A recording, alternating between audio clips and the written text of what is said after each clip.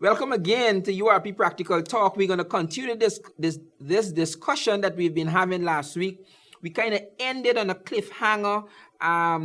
Doc was all excited about what he was saying, so we thought that we will pick up from there and continue as we move forward here. So thanks for joining. Remember that we're on the web. So if you Google URP or you go to the URP Guyana, or the YouTube, you go to YouTube and go to URP Guyana, you will see all the programs that we have been having, and you can also visit the web www.urpguyana.com, and you will see our manifestos and what we plan and what we have been doing and so on. Okay, so please stay with us, stay track. I know that you are frustrated with the political system and so on, but this is our country, and we have got to make sure that we leave a better country than what we find, okay? We leave the place better. So for your children and your grandchildren, even though you are nerved, you're angry, you're frustrated, you have to do this, okay? We have to leave a better country. This is not about anger and animosity. This is just about putting things in place, holding people accountable, and making sure that we leave the country a better place than we find it, like we're supposed to leave the world a better place than we find it. So Dr. Bandu, let's go. Here you go. All right. Now tell us what is happening as it relates to the government's expectation of the monies that will come, because we know that they keep, every time they drill, they keep telling us they have more oil. We're up to now 3 million barrels of oil. They say that between Suriname and Guyana, this is the best thing happening in the world right now by way of Exxon and its finding. But that doesn't matter, because we have seen countries that had more oil than Guyana become corrupt and become pauperized. The local people become impoverished. What is your take on how the government, what do you think Guyana can become or will become as a result of this monies that we are expecting? I strongly believe, Pastor, that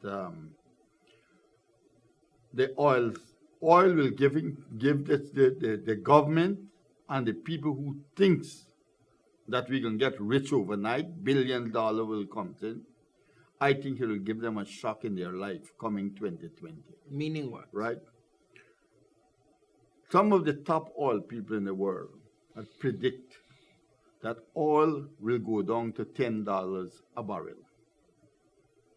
Right? Oil will go down to $10 a barrel because what oil does, running vehicles, right? Now, there's a heavy set of manufacturers are only concentrating on going green with the electrical vehicles, right? I just came from India. The government order from Tata Motors 4,000 electrical vehicles to start working, right?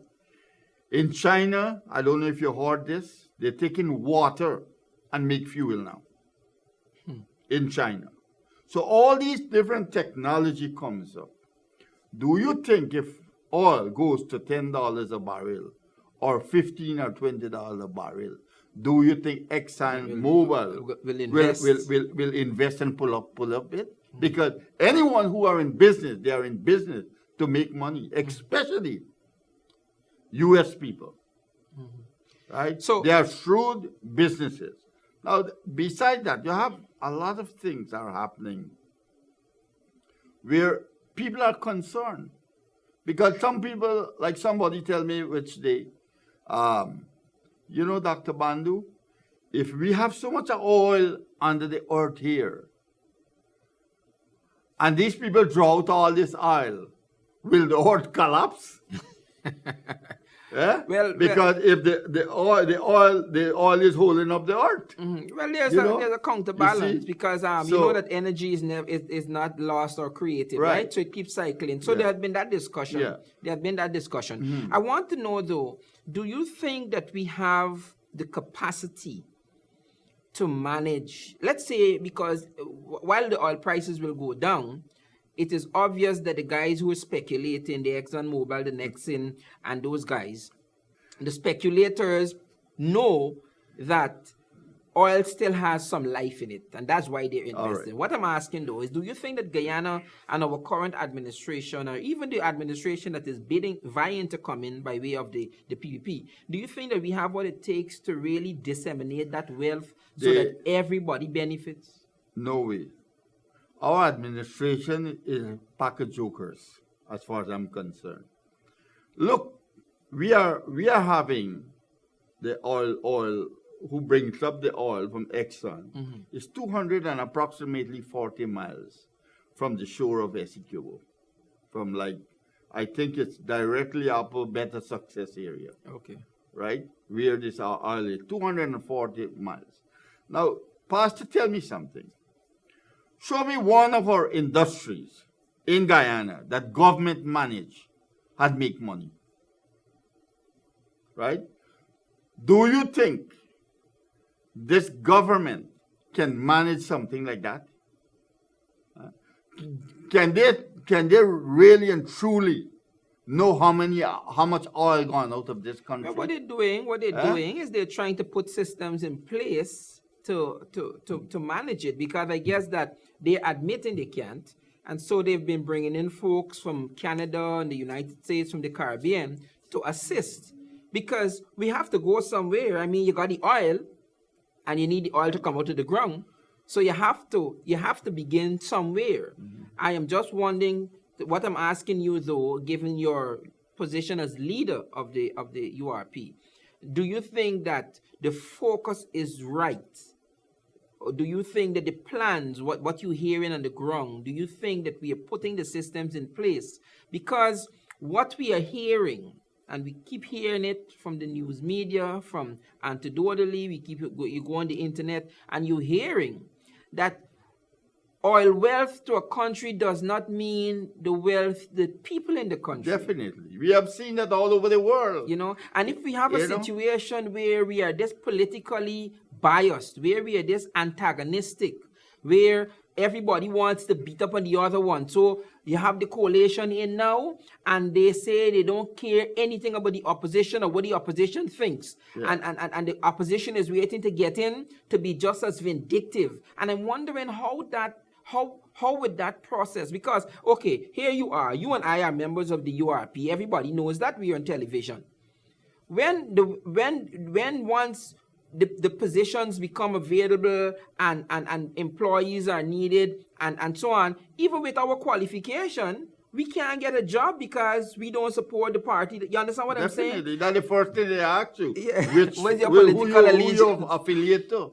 So I'm saying that except we get away from this nasty, antagonistic, vitriol kind of political climate, we can't benefit. The country cannot grow because only certain people will have access to Pastor, for this to materialize and be fruitful, we have to get our Guyanese diaspora from overseas to come back to help. Come and help in this. Otherwise, we can't do it. But they want to, Right? They want to, but they are not having the opportunity. I went, Doc, I went the other day. A friend of mine came in from New York, and we went up to collect his brother-in-law, right? And, we came back and we were talking politics as we come. And the guy, he is a PNC supporter, both of them, but mostly the one who we went to collect, he was more vocal. And he said that he is disappointed with the current administration because they promised the diaspora that they're going to set up a diaspora committee that so that when people come to do business or when they come with their skills, they don't have to go knocking their head all about the place. That they will, and after 2.5 years, the coalition government has refused to set up. We have seen this not only now. For a number of years, we have seen under the past administration and this administration, when they go and they promise the diaspora all these things.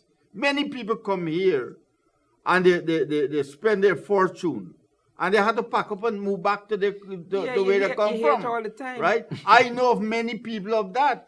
What these people do, and this is what the diaspora fail to understand.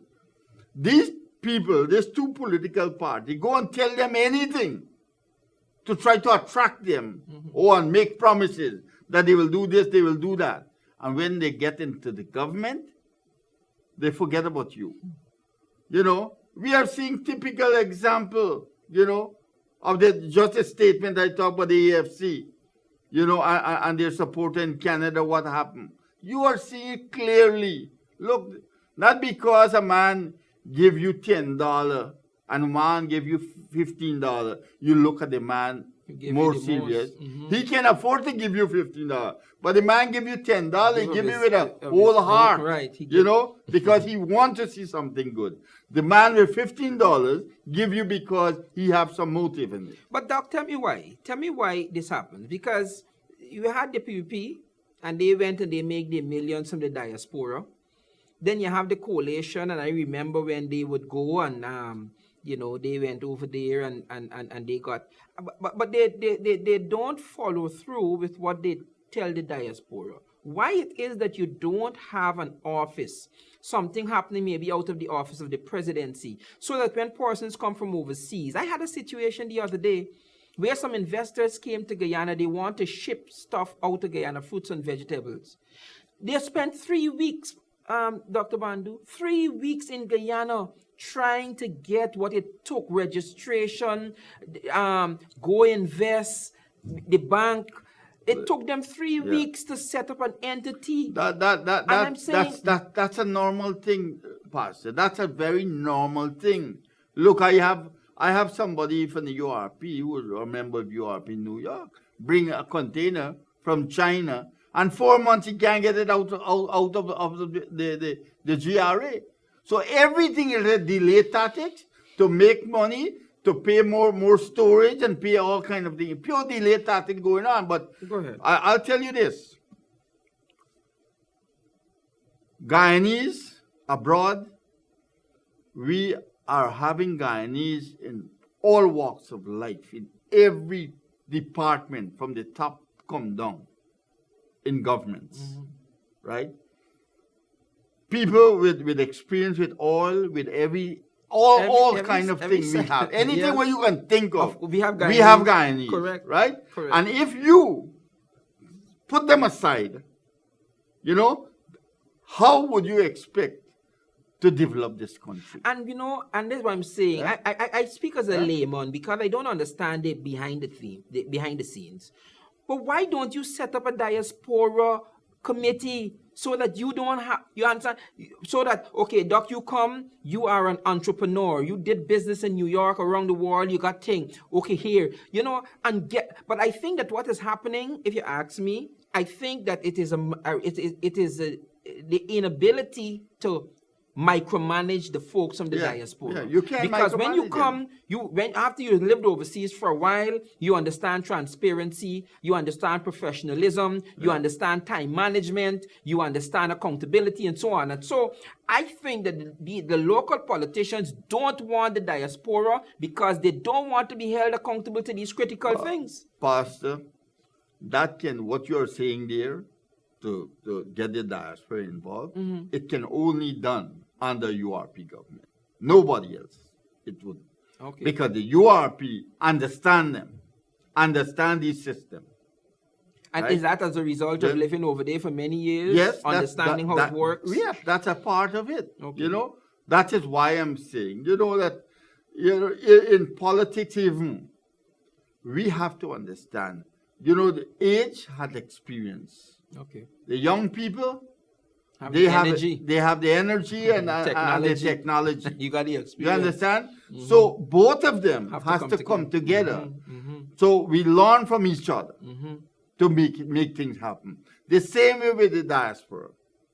We have to get the diaspora in Guyana with their expertise so that we can move Guyana forward.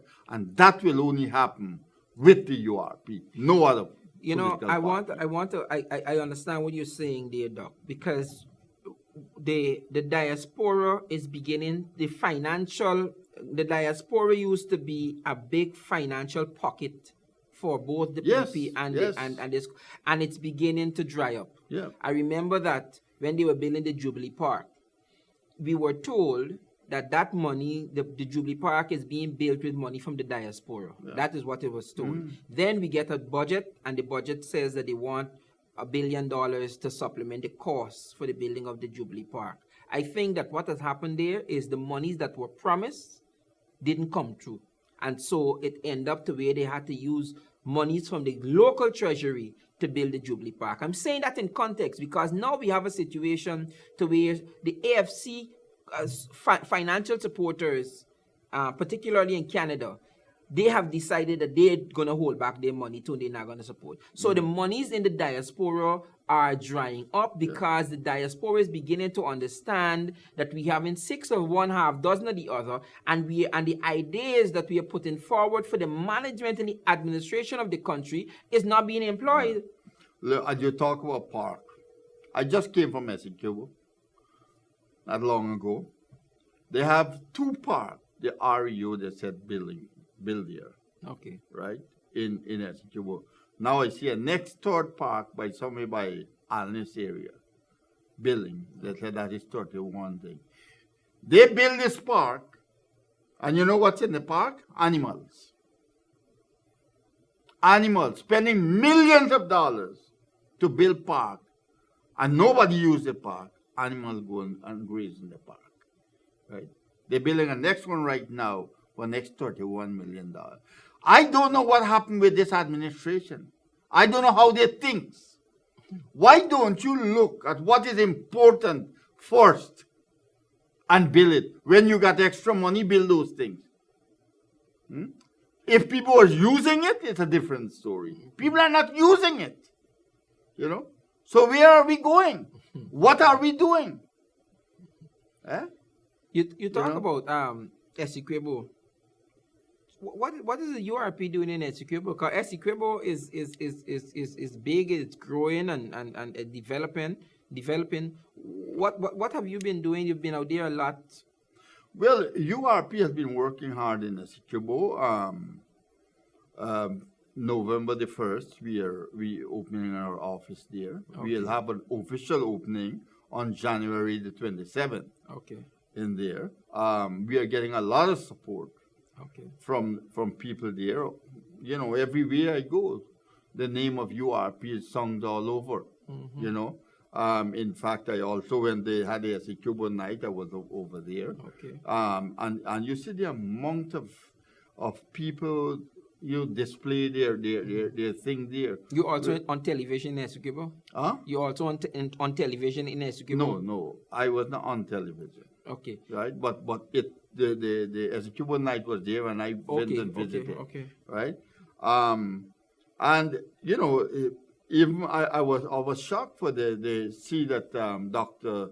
Suresh Narayan opened a cereal factory there. Okay. I think that was started with the PPP when they started that, but somehow they continued it. They didn't flap the thing, and I had a tour. Dr. Suresh Narayan invited me to have a tour of the factory. What are they producing? Cereals. Rice. Beautiful rice cereal. And it's so beautiful. It's so impressive. Beautiful. You know, the cereal what they produce here. Well packaged, nice boxes. Nice. You know. And I must commend Dr. Suresh Narayan for that because he did a wonderful job. So there's employment being created there. Yes, employment being. He said that maybe they may end up employ about 200 people in the factory. Wow. You know, so that is very good. That's a new development where we can take some of our rice and do it. They do 3 tons a day. Wow. In cereal. Wow. But they don't have the market for everything. And it's beautiful because they had a display at the Essequibo night and they invite me. I went and tasted it, and it was very tasty. Beautiful. Everybody buying, you know, $500 for a box they sell there. So they're gonna be they're looking for export market for the Yeah, product. they're looking for export market also because if they produce, you know, more and more, they don't have the local market to take it off. And many of our people are not accustomed to cereal and all these things. They're accustomed to roti and bake and all these things. Bake and sausage. You know, but they are progress. You know, they are you know. Beautiful. As I said that whenever the government embark in things and it's a part of government, I will talk about it. We'll praise them because we course, like want they- to see. Like they did the Yeah. they did Right. the Turmeric. factory, tamaric, Yeah, the tamaric yeah. factory there in region. Yeah, region one. we want development. URP want to see development. If URP can help them to bring development, we are here to help. And that is what I said, Right? and that is what I keep saying, Doc. That You know? that when the president talked about reaching across, I thought that after 2.5 years with your expertise, what you've done in New York, a whole block on what you work and your business ethics and so on, that You you, know, would have been invited I- to share with when- the government. I No, really was hoping. when the government get in power, I sent to make an appointment. They said they acknowledged my letter. 2 years passed now. You see, that's what I'm saying. This is the kind of narrowness we having because I am saying things what they are doing wrong that they don't want to see me. It's the same thing with the PPP. Yeah. You say things against them what they did wrong. They don't want to see you. They They look at you as an enemy. They Correct. don't look at you They don't as an accept objective criticism. right. And I said that you don't catch bees with vinegar. You catch bees by attracting them to pollen. And I'm saying that to say that if we continue to alienate and we do everything to make sure the other person becomes angry with us, we can't win them. And I find that is what has been happening. Now, Doc, you said that even though you expect and we talk about the oil and the expectations that come with that the URP wants to focus on agriculture. Explain what's happening in your head. Agriculture is the most important thing in our industry. The URP have been talking about trying to expand on rice and build up the rice industry. Even talking about the sugar to try to see how we can resuscitate sugar. There is market out there for these things. Okay. Right? Our timber, our bauxite, everything that we have, we are trying to work on those things to build it up to be better. Plus, we are talking about additional industries. We are talking about the fish industry. We are talking about ethanol. We are talking about soya. We are talking about aloe vera. All these industrial hemp. We are talking about all these additional industry. And actually, all of these additional industry, each one of them will bypass the Guyana GDP. Each one of these I believe that. new industries will bypass the Guyana GDP, right? So what we are seeing, URP are focusing heavily on agriculture, Okay. right? We are looking oil. If oil come through, it's a boxes. It's an additional something. Gravy. It's a gravy, right? Yeah. But we can able to go back. We talk about one time about feeding the Caribbean and bread so basket. forth, right? Bread basket. We can be back that bread basket feeding the Caribbean. We can also expand and go to the North America. Doc, you have your work cut out. And I say that because we like I said, I had a trip to the back dams there in Crabwood Creek. We went to Malali back dam, 8,200 acres of land, 4,000 for rice, 4,200 for cash crops. And those farmers are saying that they plant their crops and sometimes they plow them right back into the field because they don't have market for them. Yeah. So I'm saying that we talk about feeding the Caribbean, but we don't have a system in place to do it. We like you said, they're doing the cereal and the Essequibo. Yeah.